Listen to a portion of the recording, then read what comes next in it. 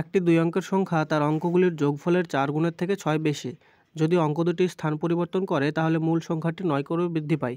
তাহলে সংখ্যাটি কত হবে? তো এই অঙ্কগুলো আমরা যদি বেসিক ফর্মুলাতে করতে যাই তাহলে অনেকটা লেন্দি হয়ে যাবে। তো এগুলোকে আমরা অপশান টেস্টের মাধ্যমে যদি করার চেষ্টা করি তাহলে কী হবে দেখো, বলেছে সংখ্যাটি তার অঙ্কগুলির যোগফল, মানে ধরো এখানে যদি 45 যে সংখ্যাটি দেওয়া আছে সেই সংখ্যাটি কার সাথে সমান হবে? তার অঙ্কগুলির যোগফল মানে হচ্ছে ৪ যোগ ৫ মানে হচ্ছে ৯।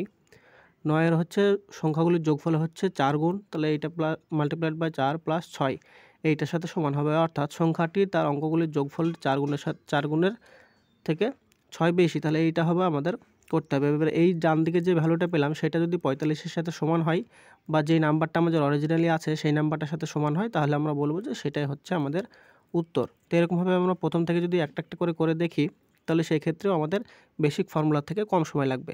তো প্রথমে যদি 45 দিয়ে ট্রাই করি তাহলে এখানে তার অঙ্কগুলির যোগফল হবে ৪ আর ৫ আর ৯। ৯কে যদি ৪ দিয়ে মাল্টিপ্লাই করি আর তার সাথে হচ্ছে ৬ যোগ করতে হবে, তাহলে ৪ আর ৯ যোগ মাল্টিপ্লাই করলে হয় ৪ ৯ ৩৬ প্লাস ৬ ইজিক্যাল টু এটা সমান হবে ৪২। কিন্তু এখানে আমাদের আসার কথা ছিল ৪৫, তাহলে এটা আমাদের উত্তর হবে না।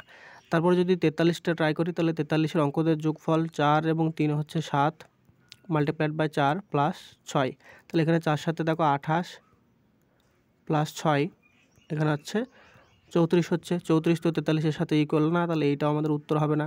তারপরে যদি দেখো ৩৪টা অর্থাৎ অপশান সি যদি ট্রাই করি তাহলে এখানে অঙ্কদের যোগফল হচ্ছে ৪ আর ৩ ৭ মাল্টিপ্লাইড বাই ৪ প্লাস 4, তাহলে এইটা হবে ৪ সাথে ২৮ প্লাস ৬, ৮ আর ৬ 14, তার মানে এটা হবে ৩৪ এবং এটা আমাদের ৩৪-এর সাথে মিলছে। তাহলে এখানে আমাদের অপশান নাম্বার সি হয়ে যাবে সঠিক উত্তর, যে সংখ্যাটি হলো আমাদের 34।